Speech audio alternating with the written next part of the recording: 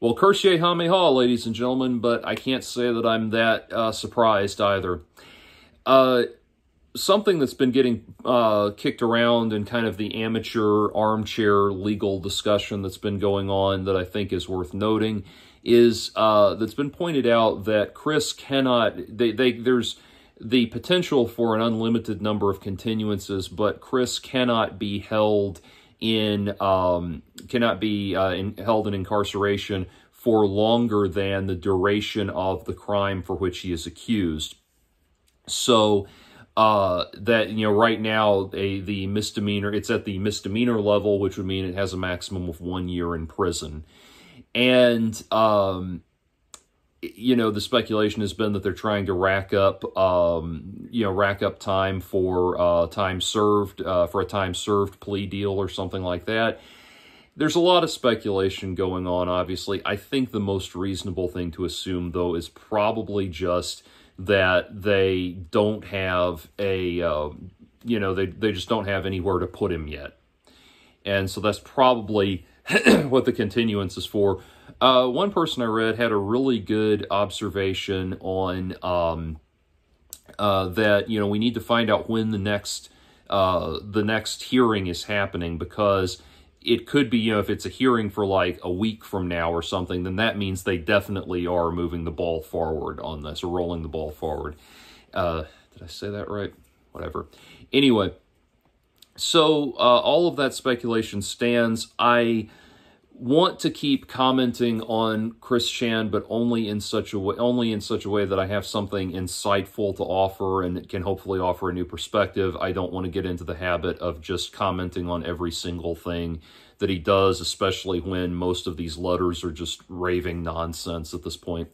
It would be really great if one of the people who is already in contact with Chris could get him to divulge some information about what's actually going on with the case. And instead of just more and more of this ridiculous, inane goddess crap and that kind of shit.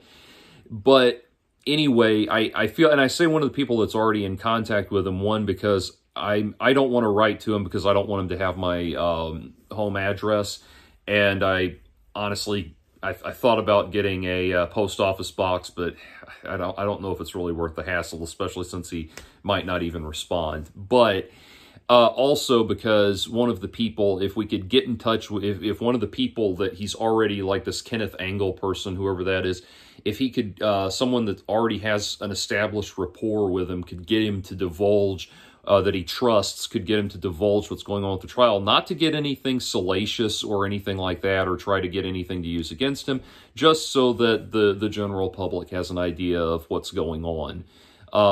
That said, there may be something that, you know, there could be something that has prevailed on him to get him to shut up about the trial. His attorney could have clamped down on him or something like that. There may be something that's preventing him from talking about it. If nothing else, he may have just been told, like, look, now as I'm saying this out loud, this is actually an interesting point. Someone could have told him something like, if you want to ever have a chance of going back to Branchland, you don't ever talk about the trial.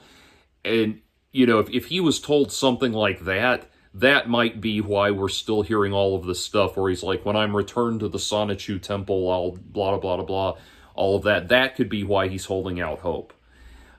Anyway, I don't want to get too off in the weeds on speculation. I just wanted to follow up on the last video.